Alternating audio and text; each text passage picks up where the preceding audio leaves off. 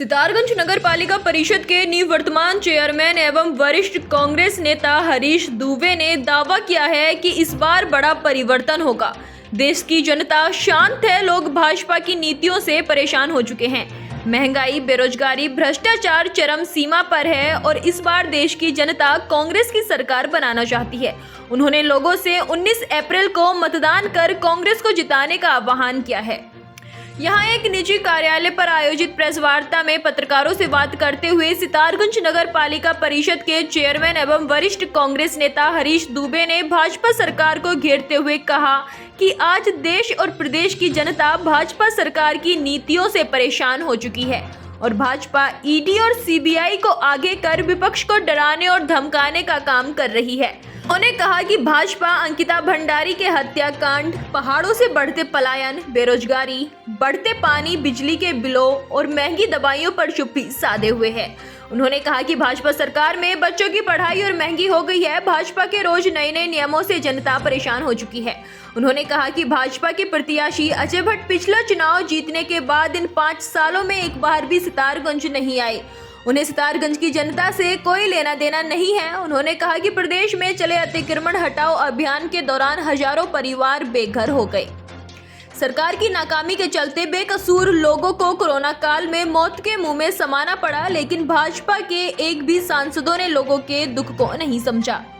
उन्होंने भाजपा के 400 पार के नारे को जुमला बताते हुए कहा कि लोग भाजपा की करनी और कथनी को समझ चुके हैं और इस बार लोग परिवर्तन चाहते हैं। उन्होंने दावा किया है कि प्रदेश में कांग्रेस सभी 5 सीटों पर अपना परचम लहराएगी और देश में कांग्रेस की सरकार बनेगी।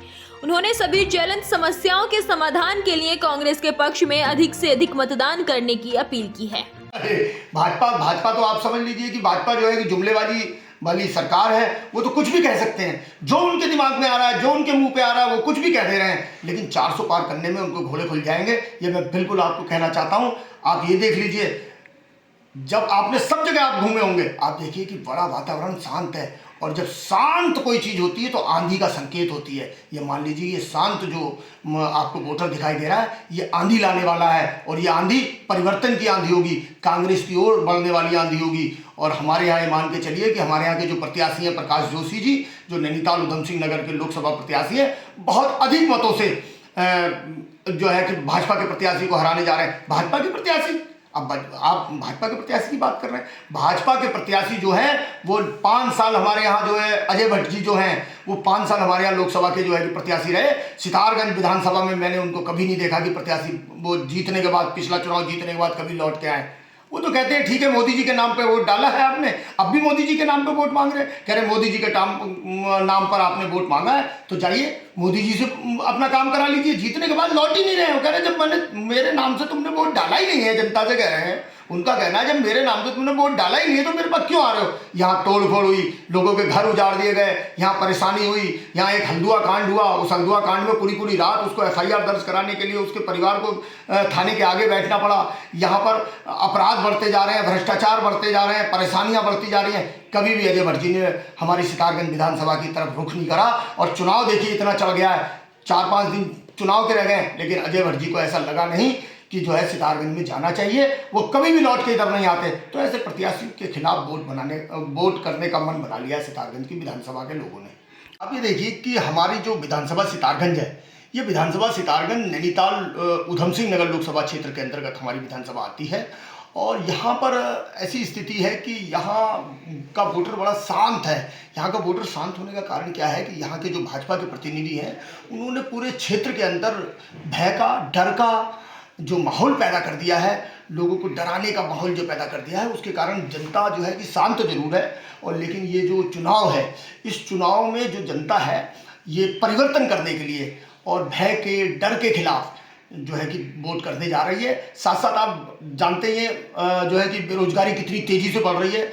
अभी 1 मार्च को जो है राष्ट्रीय श्रम संगठन ने आपको मैं बता देना चाहता हूं कि एक आंकड़ा पेश किया जिसने बताया कि पूरे देश के अंदर 83% लोग इस समय बेरोजगार हैं। अब मान लीजिए 83% लोग बेरोजगार हैं। मैं कहना चाहता हूँ क्या इन 10 सालों में भारतीय जनता पार्टी ने बेरोजगार बनाने की मशीन लगा दी है क्या? 83% जिस देश का युवा बेरोजगार हो जाएगा, उस बेरोजगारी का ये बहुत बड़ा मुद्दा जो है हमारे क्षेत्र नहीं लगभग पूरे उत्तराखंड में भी है। और महंगाई आप देख लीजिए, चरम पर महंगाई पहुंच गई है। और सबसे बड़ी बात यह है कि आज के समय में जो जनता भाजपा के विरोध में वोट कर रही है, जो जनता परिवर्तन चाह रही है, उसका एक बहुत बड़ा कारण ये भी है कि आप देखिए कापी किताबों पर कितना ज़्यादा टैक्स लगा दिया गया है, बच्चों को पढ़ाई कराना दूभर हो गया है।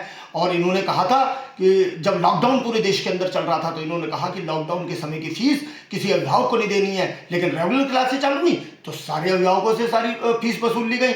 उसका सीधा सीधा फर्क ये पड़ा, सीधा सीधा जो है कि प्रभाव ये पड़ा कि बहुत सारे लोगों के परिवारों के बच्चे को जो है कि अपनी पढ़ाई छोड़नी पड़ी, मजदूरी की तरफ भागना पड़ा, मजदूर हो गए वो लोग। तो ये बहुत सारे कारण हैं जो परिवर्तन की ओर हैं।